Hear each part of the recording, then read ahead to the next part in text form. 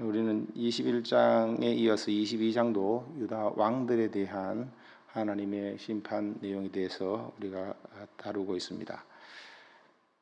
오늘 말씀은 이 약속의 땅의 존재 기반, 약속의 땅의 존재 기반이 무엇인가라는 그런 제목으로 우리 묵상하고자 합니다. 본문에서 우리 왕이신 하나님은 땅과 이 약속의 땅, 이 땅과 그 땅에 사는 백성에게 주인으로서 주권적인 권위를 행사하고 계십니다. 그래서 하나님은 이 약속의 땅에 사는 이스라엘 백성에게 하나님의 종 선지자를 보내어서 하나님의 말씀을 전하시고 명령하시고 또 언약 백성으로 살 것을 촉구하시면서 의와 공의를 행하면 이 약속의 땅에 계속 살게 되지만 만일 그렇지 않으면 이 풍요롭고 기름진 이 평화의 땅 예루살렘조차도 사람이 거주할 수 없는 광야가 되고 쓸모없는 땅으로 만드시겠다라고 하나님이 선언하고 계십니다. 하나님은 이렇게 유다 왕과 그 땅 백성들에게 심판을 선언하면서 그렇게 초강당할 수밖에 없는 그 이유, 그리고 이스라엘이 이 땅에 살아갈 그 조건이 되는 그 이스라엘의 존재 기반이 무엇인지 그 정체성을 우리에게 일깨워 주고 계십니다. 나라라고 하면 주권과 땅과 백성인데 하나님 나라 역시 하나님 나라의 그 주권이 하나님에게 있고 왕이신 하나님에게 있고 그리고 또 그 땅이 그 나라라면 그 영토가 있지 않습니까? 영토가 있고 그리고 그 백성이 살게 되는데 이 세 가지를 하나님께서 지금 다 언급하시면서 흔들고 계십니다. 시간 관계상 다 자세하게 살펴볼 수 없기 때문에 언약 백성을 중심으로 살펴보겠습니다. 이스라엘은 왕부터 신하 그리고 모든 백성이 그 메시아를 바라보는 믿음으로 하나님과 언약을 맺어서 하나님의 백성이 된 사람들입니다. 거기에 왕도 예외가 아니고 신하, 백성 모두가 하나님과의 언약을 맺은 그런 관계입니다. 그래서 하나님 나라 백성된 구약 이스라엘 백성들은 모세오경과 선지자가 전하는 하나님의 말씀 안에 담긴 하나님의 뜻인 의와 공의를 행하는 그런 백성들인 것입니다. 십자가와 부활로 이루신 은혜의 복음을 믿고 바라봄으로 하나님 나라와 의를 구하면서 살아가는 백성들인데 지금 유다는 왕부터 신하, 백성 예외 없이 그 언약을 잊어버리고 믿음을 놓치고 살아가고 있는 그런 형국인 것입니다. 본문 2절 3절에 보면 다윗의 왕위에 앉은 유다 왕이여 너와 내 신하와 이 문들로 들어오는 내 백성은 여호와의 말씀을 들을지니라. 여호와께서 이와 같이 말씀하시되 너희가 정의와 공의를 행하여 정의와 공의를 행하여라고 됐는데 신약적으로 표현하면 의와 공의 혹은 의와 정의라고 이렇게 번역할 수 있습니다. 그런 하나님의 백성으로서 의롭게, 정의롭게, 공평하게 이렇게 공정하게 살아간다면 당연히 탈취당한 자를 압박하는 자의 손에서 건지고 이방인과 고아와 가부를 압제하지 않고 학대하지 않고 무지한 자를 피를 흘리지 않는 그런 나라를 만들어가고 그런 사회를 만들어가야 하는 것입니다. 그런데 안타깝게도 그런 하나님 나라의 백성으로서 살아가는 그 이스라엘 백성들은 그렇게 믿음의 삶을 놓쳐버리고 오히려 세상과 다를 바 없는 그런 탈취당한 자, 억울한 자, 이런 과와 가부가 이렇게 넘쳐나는 그런 사회가 되고 동족 간에 이런 일들이 그 사회 안에 있는 그런 형국이 되었습니다. 원래 하나님께서 신명기에 이스라엘 백성들에게 왕을 요구한다면은 이런 왕을 세워라라고 하나님께서 말씀하신 적이 있습니다. 참 왕은 참 왕은 하나님이십니다. 하나님 나라의 백성의 왕은 바로 하나님인 것입니다. 그럼에도 불구하고 눈에 보이는 그런 사람들의 리더로서의 왕이 필요하다면 하나님께서는 그 왕을 세우되 여러 가지 조심할 것을 말씀하셨습니다. 신명기 17장 17절부터 20절에 나오는데요. 간략하게 본문과 관계된 몇 가지를 이야기한다면 자기를 위하여 언금을 많이 쌓지 말라. 그리고 율법서를 항상 평생에 자기 옆에 두고 읽어서 그의 하나님 여호와 경외하기를 배우며 그 모든 말과 규례를 지켜 행하라. 그리고 백성 위에 형제 위에 교만하지 말고 그렇게 왕으로서 살면 이스라엘 중에서 그와 그의 나라 그의 자손이 왕위에 있는 날이 장구하리라라고 하나님께서 약속하셨습니다. 말씀하셨습니다. 직분이 왕이고 역할이 왕일 뿐이지 일반 백성들과는 다를 바 없는 그런 사람으로 왕의 역할을 묘사하고 있습니다. 그래서 일반 백성과 다른 바 없이 하나님을 경외하는 그런 모범이 될 것을 말씀합니다. 따로 구별해서 세워진 왕이나 백성들이나 모두 참 왕이신 하나님 앞에서 동등한 하나님 앞에서 동등하게 하나님을 섬기고 하나님을 경외해야 하는 한 백성으로 말하고 있습니다. 왕조차도 하나님을 경외하는 한 사람으로서 율법서를 읽고 그 언약을 지키고 실천하라고 하나님은 말씀하고 계신 것입니다. 그렇게 할 때에 백성 위에 교만해지지 않고 세상과 다른 진정한 권세자이신 하나님을 경외하는 그런 사람이 그런 왕이 되는 것이고 그래서 왕이 된다면 이렇게 근신하고 하나님을 경외하는 모습을 보여서 살라라고 하나님이 말씀하셨습니다.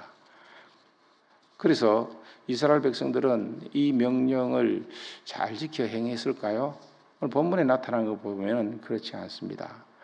본문에 보면 유다 왕의 집에서 유다 왕의 집이라는 표현이 굉장히 많이 나옵니다. 1절에 유다 왕의 집에 내려가서 그리고 6절에 유다 왕의 집에 대하여 예언하라, 선언하라, 선포하라 말씀하시고 2절에 다윗의 왕위에 앉은 유다 왕이여 라고 이들에게 왕들에게 대해서 특별히 말씀하시면서 그 유다 왕의 집이라는 것이 결국 다윗 왕조를 말하고 있는 것을 알 수가 있습니다.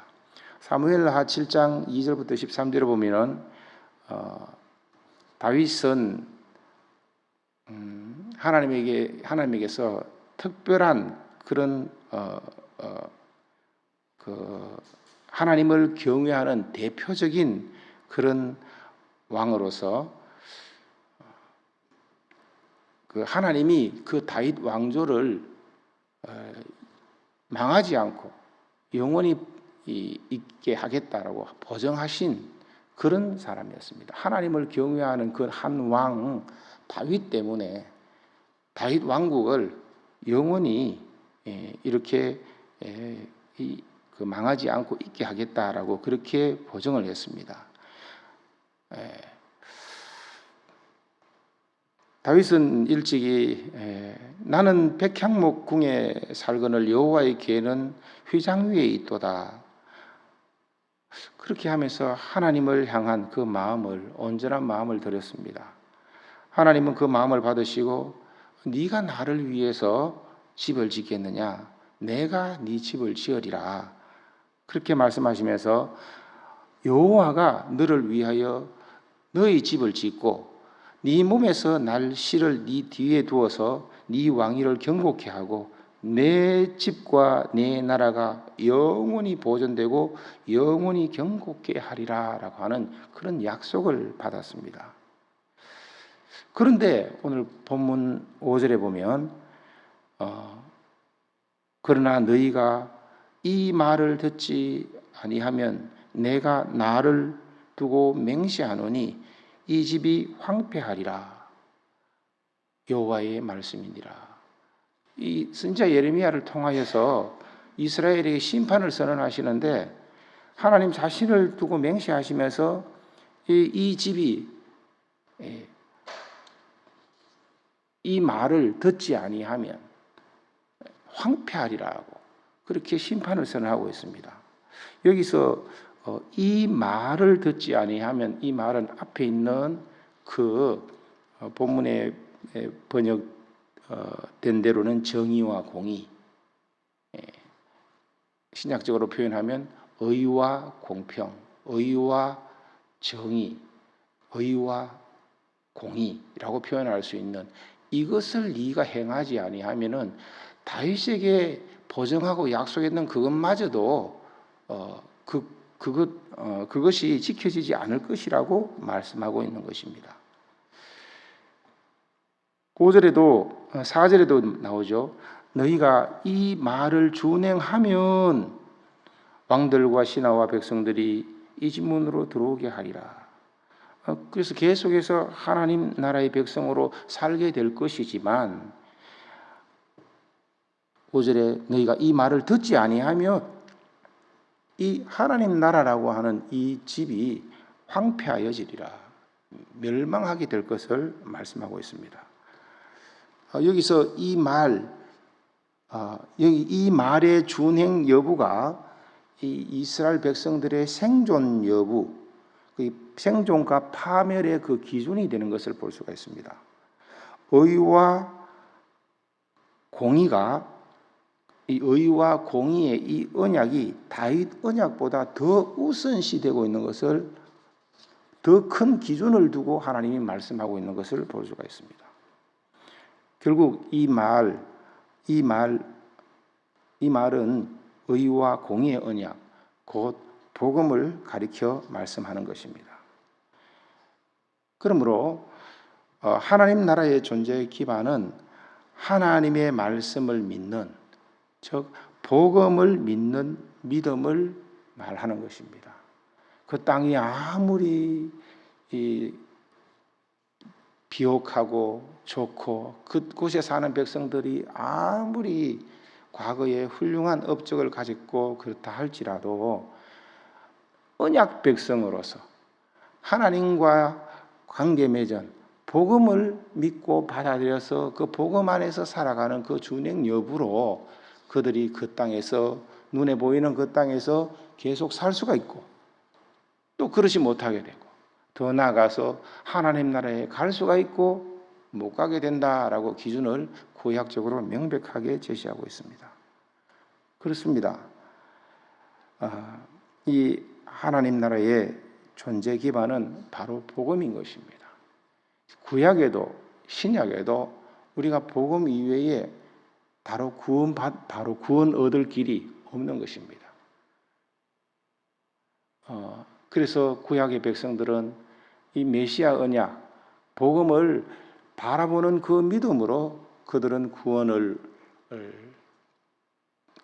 얻게 되고 신약의 예수님이 오셔서 복음을 성취함으로 말미암아 그 복음을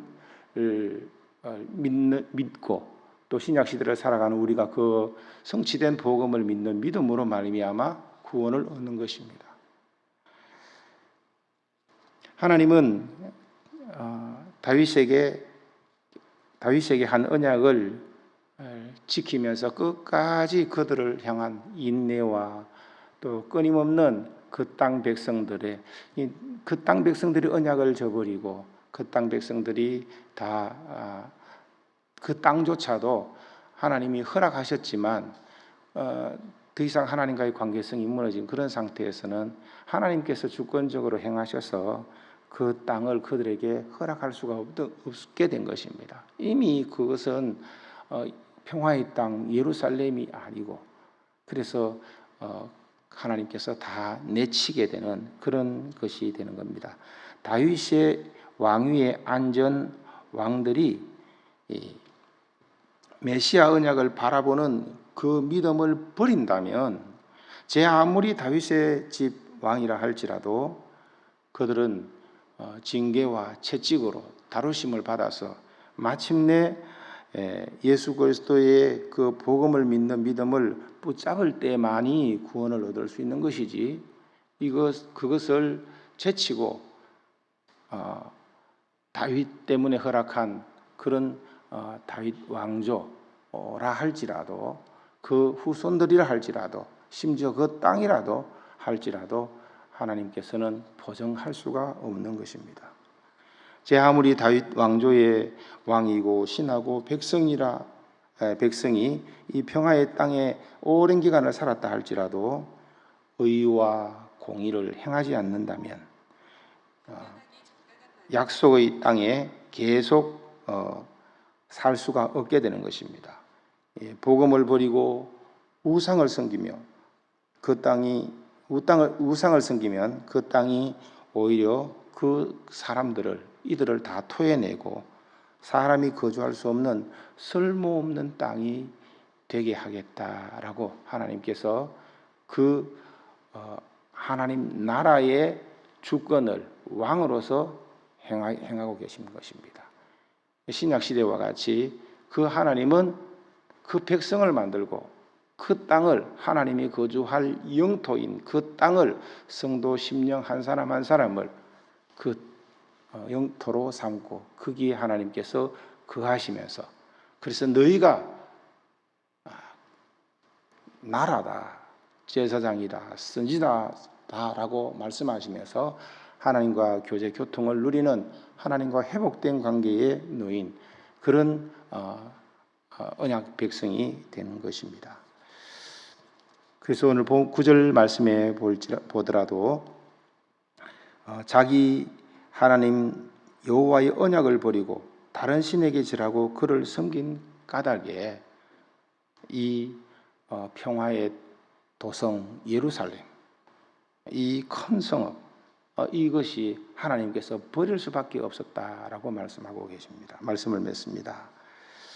우리는 구약 이스라엘 백성들과 마찬가지로 예수 그리스도의 죽으심과 부활로 말미암아 이루신 복음을 믿는 하나님의 언약 백성입니다.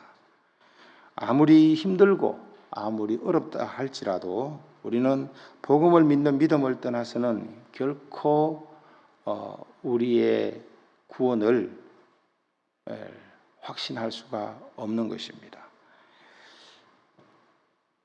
아무리 또 좋은 것이 있다 하더라도 복음을 믿는 믿음을 떠나서는 결코 안전하지 못합니다.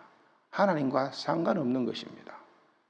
우리는 이 땅에 사는 동안 이 예수님의 재림으로 말미암아 그 이루실 몸의 부활과 그리스도의 몸에 참여하게 되는 이 놀라운 복스러운 소망을 가진 사람들이고 그래서 그것 때문에 때로는